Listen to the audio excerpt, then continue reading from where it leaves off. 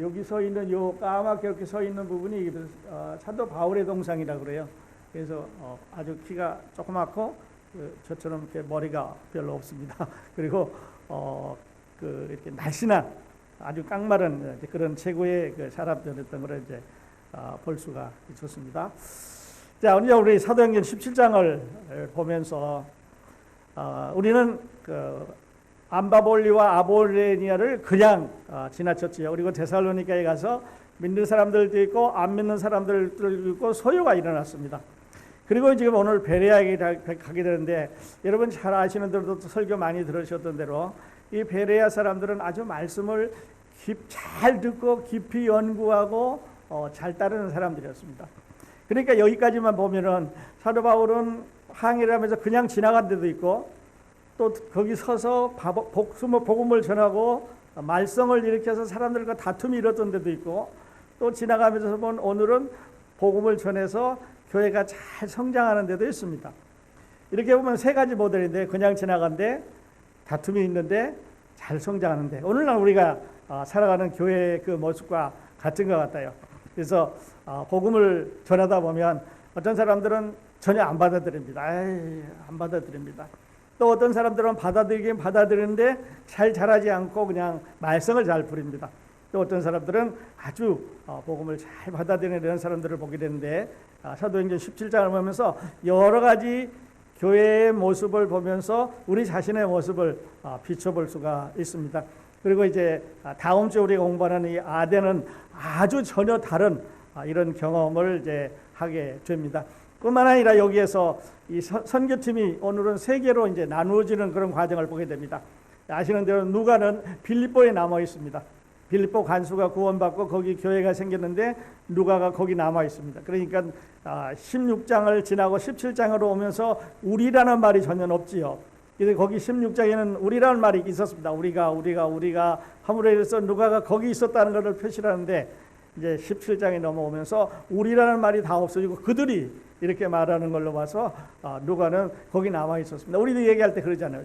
우리도 얘기할 때 이렇게 하는 거는 나를 포함할 때는 우리라고 그러지만 내가 포함이 안 될 때는 그들이라고 그러고 저들이라고 그러고 이렇게 하는데, 지금 그런 용어를 계속해서 쓰고 있습니다. 그래서 누가는 빌립보에 남아 있고, 그리고 실라와 디모데는 지금 베레아에 남겨져 있습니다.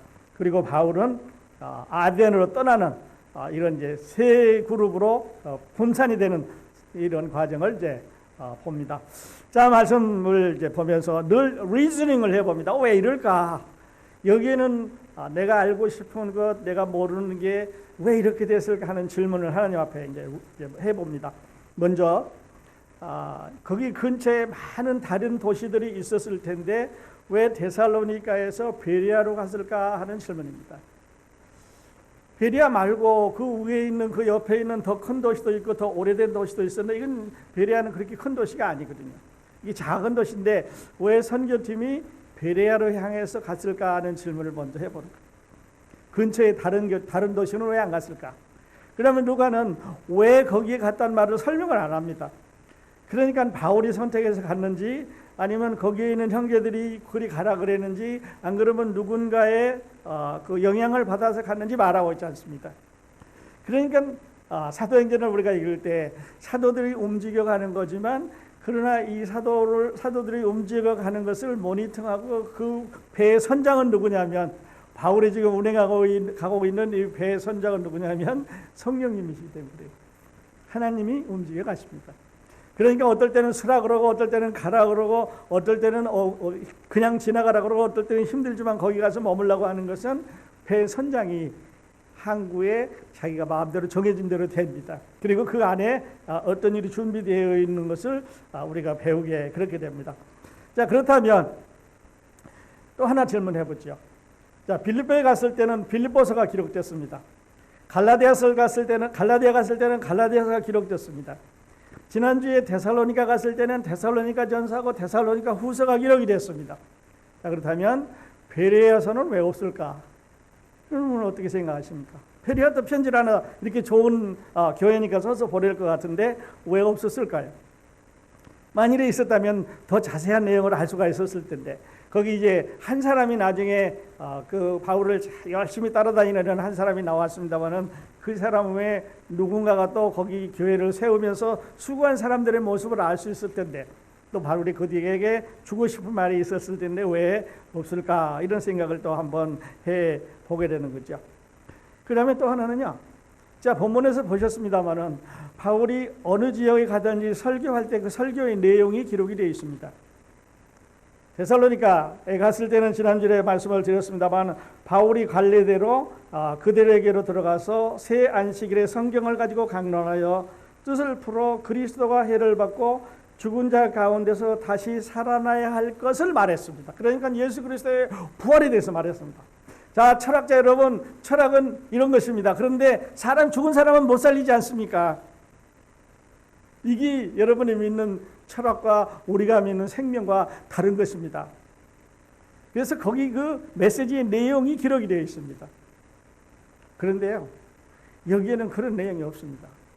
다시 본문에 보면 밤에 형제들이 바울과 실라를 베레아로 보느니 그들이 이르러 유대인의 회당에 들어가니라. 자, 들어갔습니다. 베레아에 있는 사람들은 데살로니가에 있는 사람들보다 더 너그러워서 그 말씀을 전해주니까 잘 들었습니다. 그것이 그런가 하여 말씀을 연구했습니다. reasoning하고 examine 연구를 했습니다. 그러니까 바울이 전했다고 하는 메시지의 내용은 들어있지 않습니다. 왜 그럴까요? 그 다음에 또 하나는요. 데살로니가하고 베레아하고 거리가 한 45마일 정도 됩니다. 45마일이면 여러분 여기 오실 때 한 20마일, 30마일, 이제 저는 한 25마일 정도 오는데요. 그렇게 먼 그런 거리가 아니에요.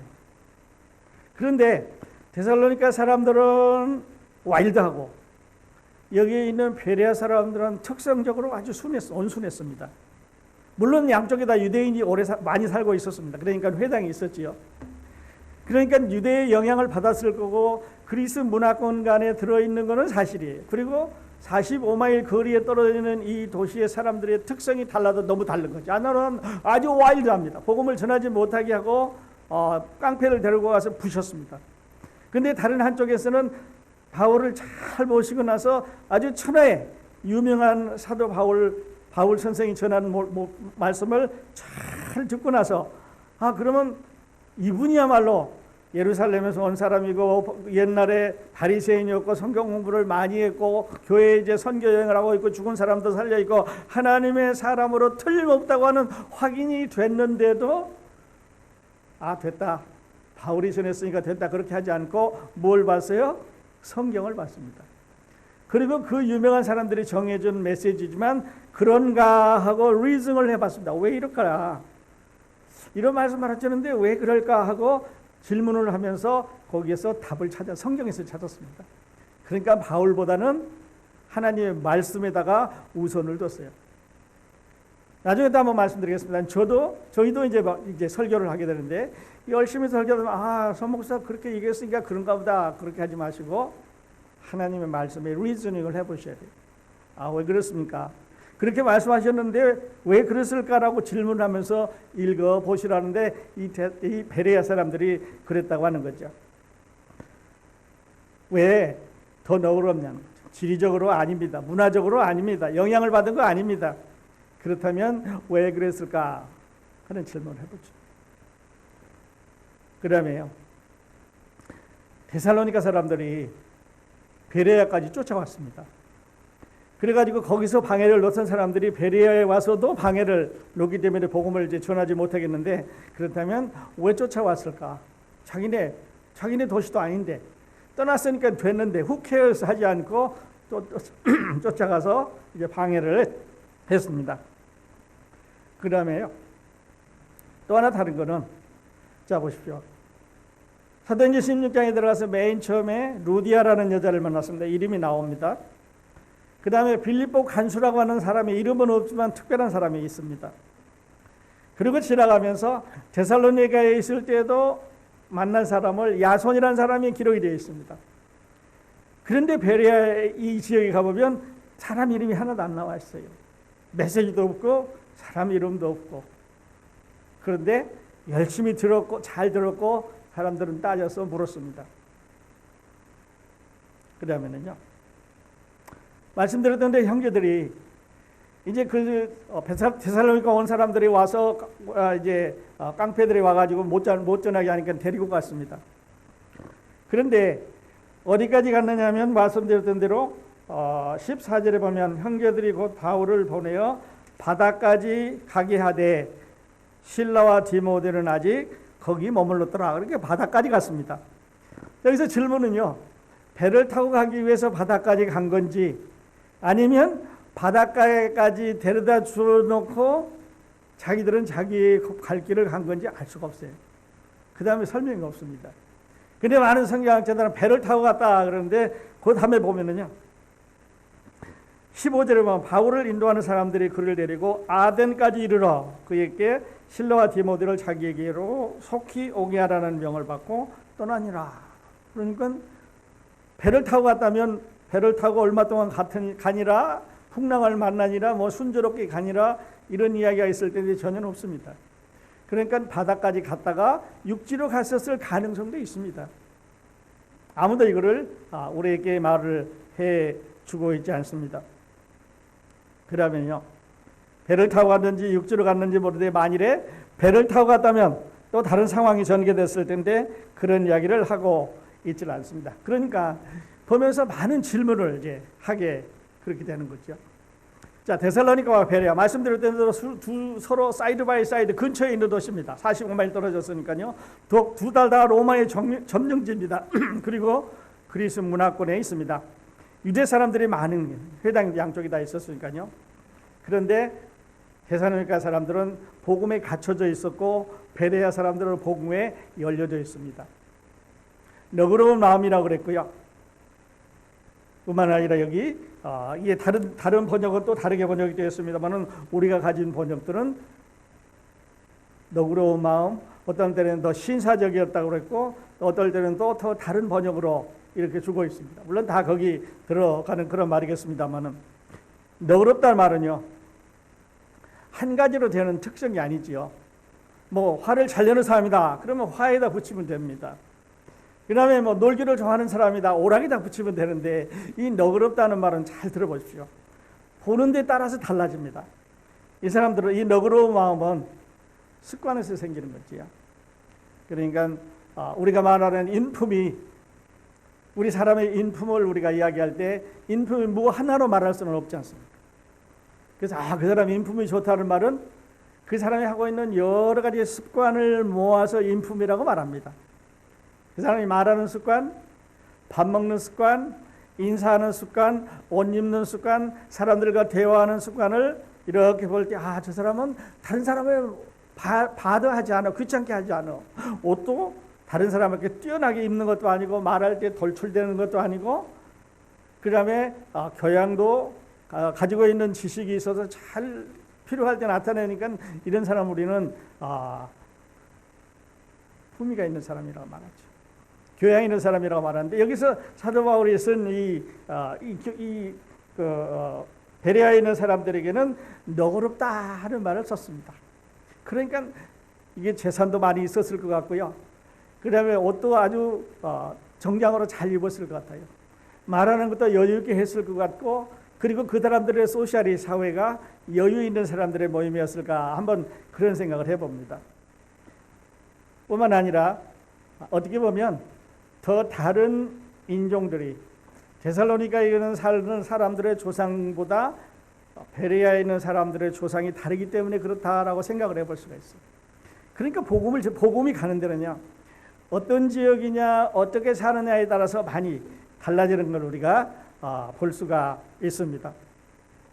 그래서 이 사람들에게 우리가 복음을 전하는 과정을 들여다보면 어떤 데는 대화가 잘 안 되는 데가 있습니다. 이건 데살로니가 사람들이 그런 케이스인데요.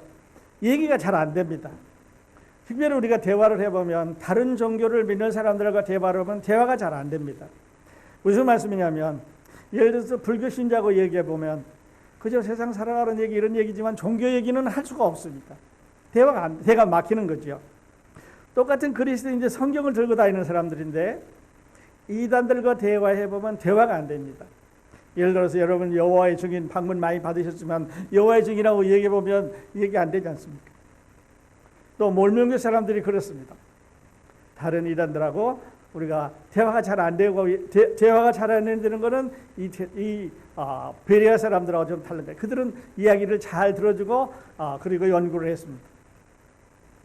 그러니까 우리는 이야기하다가 서로 의견이 맞지 않으면요, 그냥 자기 편견을 가지고 내가 가지고 있는 지식으로 그리스도인 같으면 이단이라고 말해버립니다. 저 사람은 이단이다. 근데 좀 더 가까운데 그런 것 같으면 너는 너무 리버럴 하기 때문에 너는 너무 자유주의라고 말합니다.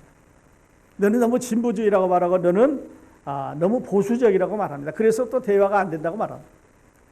그래서 파를 나눠가지고 기독교 내에서도 참 어렵지요.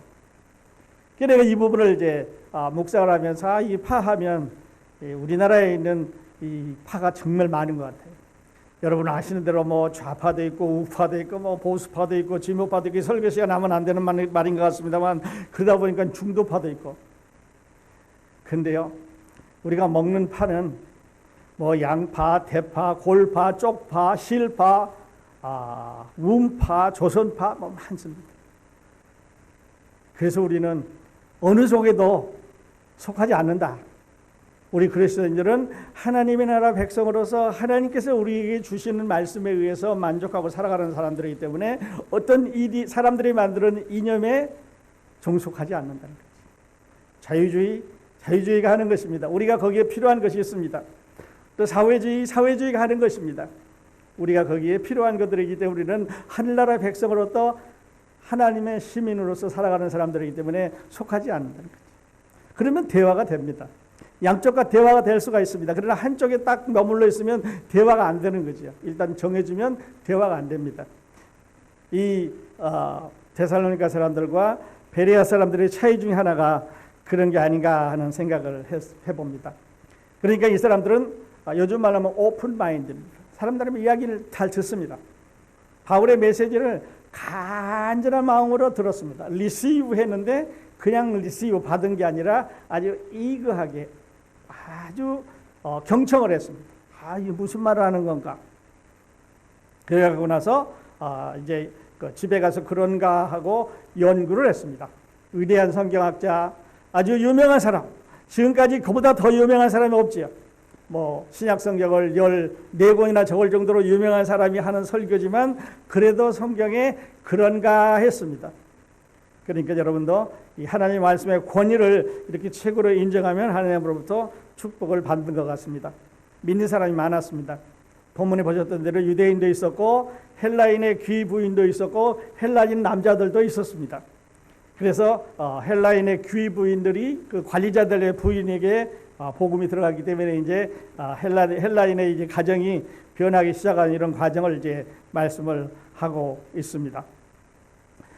말씀을 받으면 이런 습관을 가지면 좋을 것 같아요. 말씀을 받고 그런가 하고 퀘스천을 해봅니다.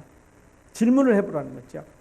이게 영어에 그런 뜻이거든요. Reasoning and exam 이런 말이니까 질문을 해서 어떤 사람이 설교를 하면 어떤 사람이 메시지를 주면 어떤 사람이 어떤 책을 썼으면 그 사람의 책의 강론의 메시지에 설교에 들어가지 말고 그 말씀을 성경으로 확인을 하면 좋을 것 같아요.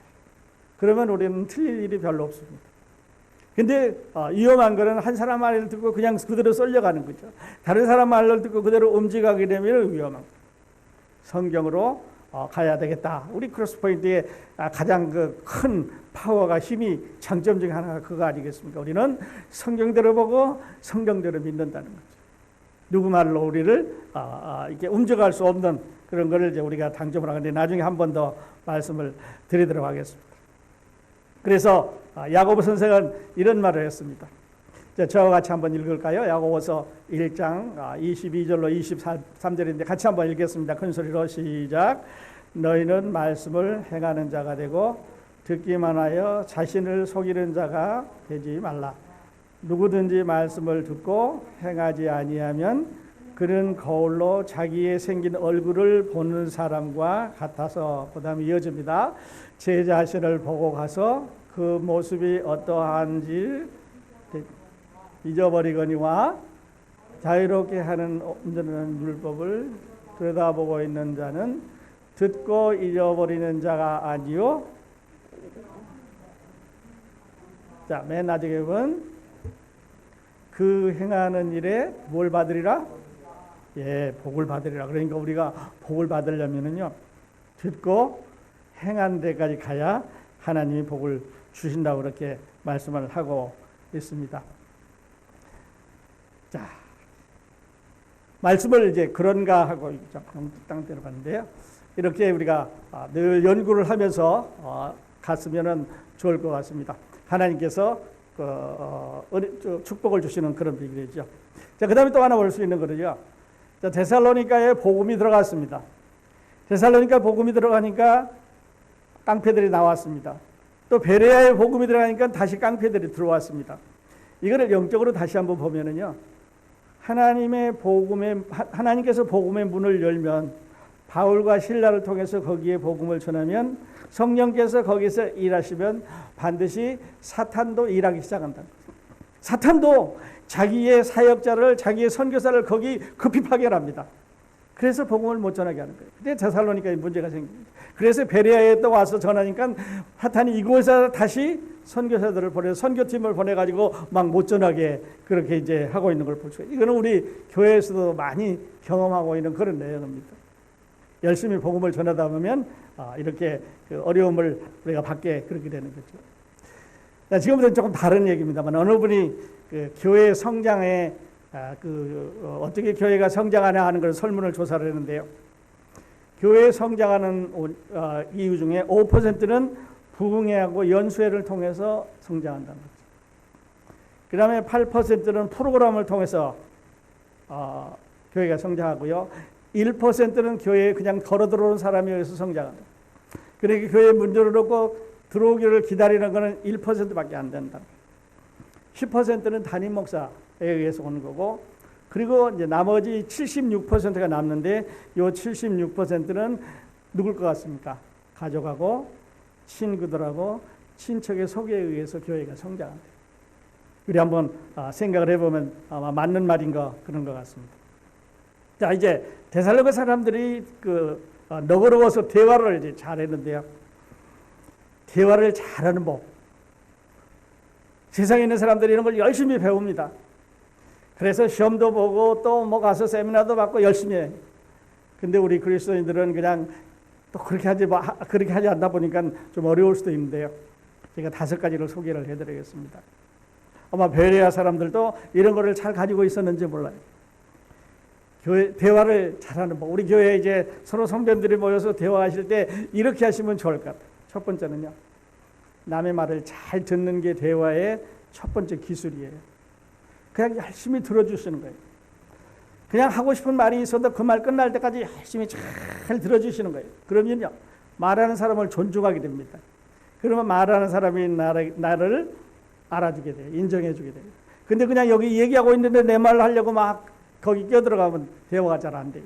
내 말 좀 들어보라고 그러고 잠깐 기다리라고 그러다 보면 원래 하고 싶은 얘기가 잘 안 돼요. 그러니까요, 말하는 사람을 존중하고 다른 사람에게 분위기를 주기 위해서 하고 싶어도 꾹 참는 게 첫 번째 대화의 기술이랍니다. 두 번째는요, friendly talk를 해요. 간단하게 말하면서 이렇게 친근감 있게 말합니다. 상호 신뢰를 주기 위해서 또 문제점이 발견되더라도 그거를 노출시키지 말고 프렌드리하게 이야기해요. 너 뭐 그거 틀렸다 이러면 대화가 좀 복잡해지기 시작합니다. 너 그거 안 된다 이러면은 얘기가 좀 힘들기 시작해요. 그러니까 그런 거 들어주지 말고 신뢰하는 그런 대화를 하라. 그 다음 세 번째는요. 우리가 대화하는 방법 중에 언어로 소통하는 방법이 있고 비언어로 소통하는 방법이 있습니다. 그러니까 언어로 소통하는 방법은 저처럼 여러분처럼 목소리로 이야기하는 거지요. 비언어로 소통하는 것은 이야기를 듣고 있는 사람의 자세입니다. 열심히 내가 설명하고 있는데 뭐 옆으로 앉는다든지 얼굴을 찡그린다든지 눈을 안 맞춘다든지 목소리가 이상하다든지 그냥 한숨을 내리신다든지 이렇게 하면 이 좋은 대화법이 아니라는 거죠. 그리고 스트레스를 잘 관리하는 거예요. 스트레스가 많으면요 우리 대화에 영향을 미칩니다. 스트레스를 잘 조절해야 되고 그 다음에 이제 감정 조절을 해야 된대요. 이 다섯 번째인데, 화를 낸다든지 슬픔을 얼굴에 표시를 한다든지, 그 다음에 공포를 느낀다든지, 불안감을 가지고 있다든지, 이러면 상대방에게 내가 가지고 있는 생각을 지금 전달하는 거나 마찬가지니까 대화가 잘 안 된대. 그래서 정리해 보면은요, 우리 성도님들 교제하실 때 서로 이야기를 들어주십시오. 또 간단하게 말하고 친근감 있게 말하고, 문제점을 그 대화에서 지적하려고 하시지 마세요. 거기서 지적한다고 해서 잘 고쳐지는 거 아니에요. 그 다음에 비언어로 소통하는 거를 잘 하셔야 됩니다. 자세, 얼굴, 표정, 눈맞춤, 제스처, 목소리, 숨소리, 이런 거를 대화로 포함시켜달라. 그리고 스트레스를 관리한다든지 감정을 잘 조절해야 된다고 말합니다. 자, 요즘 이제 교회들이 상당히 어렵습니다. 여러분도 아는 대로 어려운데, 죽어가는 교회, 여러분이 아주 조사를 열심히 해서 발표를 했어요. 앞으로 이런 교회는 힘들어진다. 우리 교회는 어떤지 한번 보도록 하겠습니다. 첫 번째는요, 목표를 잃어버리면 교회는 죽어간다는 거예요. 여러분, 크로스본드 교회의 목표가 무엇입니까? 크로스본드가 교회가 하려고 하는 목표를 우리가 잃어버리면 갈 길을, 방향을 잃어버리기 때문에 이 교회는 광야로 나가게 되고 비바람에 이런 짐승에 노출이 되니까 어려워지는 거예요. 목표를 잊어버리지 않길 바랍니다. 우리는 복음을 이 도시에 전하는 것입니다. 하나님의 말씀을 끝까지 말씀대로 지켜간다고 하는 처음의 목표를 잊어버리지 않으시기를 바랍니다. 두 번째는요, 돌아볼 사람보다 자기 지키기에 급급한 사람들. 지금 사방에 어려운 일이 있는데 그거는 I don't care. 그리고 그냥 우리 살기에 급한 사람들은 결국은 점점 안으로 달팽이처럼 줄어 들어가서 없어진다는 거죠. 여러분, 달팽이 이게 뭐잖아요. 달팽이는 고동처럼 생겼지만 밖으로 이렇게 나와서 점점 커질 수도 있습니다. 그런데 고동 안으로 쑥 들어가가지고 아주 작아서 보이지 않을 수도 있습니다. 그러니까 밖에보다는 자기 안쪽만 들여다보는 교회는 성장하지 않는 죽어가는 교회다, 이렇게 말합니다. 그 다음에 세 번째는요, 어떤 교회 사람들하고 모여다 보면 세상을 미워합니다. 그냥 입만 열면 대통령 막 그냥 욕을 하고 이 사람 이름을 불러대고, 그것도 당파를 말하는 것도 뭐 좋은 사람 나쁜 사람 평가하는데, 교인들이 세상을 미워하면 교회는 성장을 안 한다는 거죠. 교회를 우리가 세상을 살아갈 필요는 없지만 세상을 미워할 필요도 없겠습니다. 네 번째는요, 미래를 포용하지 않고 과거의 매력을 느끼는 교회입니다. 옛날에 말이야, 우리가 옛날에는 이랬는데, 영어로 하면 good old days. 옛날에 이랬는데, 앞으로 나갈 거, 변할 거, 세상에 적응해야 될 거는 생각을 안 하고, 그 미래를 포용해야 된다는 생각을 안 하고, 과거의 매력을 느끼는 교회는 성장하지 않는다. 그러니까 죽어가는 교회다. 그리고 다섯 번째는요, 돈을 선교에 쓰지 않는 교회입니다. 우리 교회는 이거에 대해서는 100점을 받을 수 있을 것 같아요. 우리는 가지고 있는 돈들을 선교에 참 많이, 우리 규모에 비해서, 우리 또 역사에 비해서 많이 쓰고 있는 교회인데요, 돈을 선교에 사용하지 않는 교회는 줄어드는 교회예요. 요즘 이제 외부에 있는 선교사들하고 이렇게 제가 방송국에서 이제 연락을 해보면요, 어려운 데가 너무너무 많아요. 어떤 데는 가보니까 온 가족이 다 죽었어요. 바이러스로 다 죽었어요. 어떻게 처리를 할 수가 없는 거예요. 그래 이제 그런 슬픈 이야기. 또 일을 안 하면 하루에 1불 갖고 생활하는데 1불일도 없기 때문에 일을 하지 않으면 살 수가 없다는 이런 선교제 이야기들이 너무 많습니다. 우리 너무 풍요롭기 때문에 어려운 사람의 사정을 잘 모르는데, 이런 거 우리가 도와줘야 되겠습니다. 여러분 한번 보십시오. 여러분, 우리 크로스포인트 교회는 어디로 가고 있는지 한번 보실 수 있기를 바랍니다. 그리고 만일에 우리에게 잘못이 있다면 고쳐야 되겠죠. 뭐 수술을 한다든지 아니면 잘못된 부분을 고쳐야 되겠습니다. 자, 오늘 다시 본문으로 돌아와서요, 오늘 말씀의 결론을 다음과 같은 두 가지로 한번 보도록 하겠습니다. 누가가 주는 메시지하고 그리고 베레아 교회가 주는 메시지를 우리가 보도록 하겠습니다. 누가는 오늘 우리에게 어떤 이야기를 하고 싶어 할까? 첫 번째는요, 저는 이런 말을 하거든요. 누가가 여기에 이 베레아 사람들의 기록을 준 것은, 여러분, 베레아 사람들처럼 너그러운 마음을 가지십시오. 서로 그리스도인끼리 서로 제너러스 너그러우십시오 하는 말을 하고 싶어 할 거고요. 그 다음에 두 번째는 사도 바울이라는 이 사람, 그래서 이 사도 바울이라는 이 선교사가 어떤 사람인가 하는 것을 우리에게 나타내고 싶어요. 어제 저녁에 쫓겨나와가지고 오늘 다시 회당에 들어가서 똑같은 말씀으로 예수 그리스도의 부활의 복음을 전합니다. 그러니까 환경에 상관없이 계속해서 복음을 전하는 사도 바울을 우리에게 말씀하시면서 우리에게도 이런 바울과 같은 도전적인 정신을 말씀하고 있지 않나 하는 그런 생각을 해보게 됩니다. 그리고 이제 하나 더 소개를 한다면 베레아 사람들은 우리에게 우리 크로스포인트 교회에 어떤 이야기를 하고 싶을까? 베레아 사람들이 우리에게 주는 메시지를 들었다면요, 저는 이렇게 소개를 하고 싶습니다. 베레아 사람들이 바울의 메시지를 듣고 그런가 하고 연구한 거에 그 연구의 대상은 바울도 아니었고 성경도 아니었고 하나님도 아니었습니다. 베레아 사람들이 연구하는 대상은요, 그들 자신의 거듭남이었습니다. 그들 자신의 구원이었습니다. 이렇게 되면 구원받는다 그러는데 내가 구원받았나? 내가 구원받았을 수 있을까? 하는 것을 제일 주관적으로 말씀을 했을 거라고. 그러니까 연구를 더 할 수밖에 없습니다. 여러분 그렇지 않습니까? 우리 생명이 세상에 어떤 것보다 귀한데 이 생명에 대해서 얘기할 때 우리는 열심히 할 수밖에 없는 거죠. 그래서 첫 번째는 거듭나야 된다. 성령을 받아야 된다는 말씀을 하고 싶고요. 그 다음에 설교자의 말을 경청했다. 열심히 들었습니다. 당대 최고의 설교자의 말을 그냥 바울이 말이니까 그러고 믿은 게 아니라 그래도 성경을 가지고 확인을 했다는 거죠. 그리고 성경의 말씀을 이제 실천해가는 이런 교회에 있다는데 오늘 우리는 예배를 드리면서 이제 마스크도 하고 저는 나는데 실드도 하고 있어 바이러스에 보호하기 위해서 그렇죠. 우리 세상에 나가보면요, 영적인 바이러스는 코로나 바이러스보다 훨씬 심합니다. 온갖 방향으로 우리를 공격해 옵니다.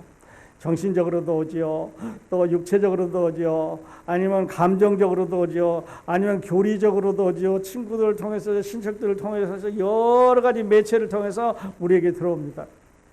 그때 우리는 이런 바이러스 조심을 해야 되겠습니다. 그리고 영적인 수술도 우리가 감행을 해서 어려움에 처하지 않도록 우리 교회가 건강한 모습으로 하나님 앞에 서도록 그렇게 해야 되겠습니다. 그래서 나중에 볼 때 베레아 사람보다 못지않게 우리 크로스포인트도 하나님 말씀에 열심 있는 이런 교회로 하나님 앞에 설 수 있는 그날이 오기를 다 함께 기도해 봅니다. 자, 같이 기도하겠습니다.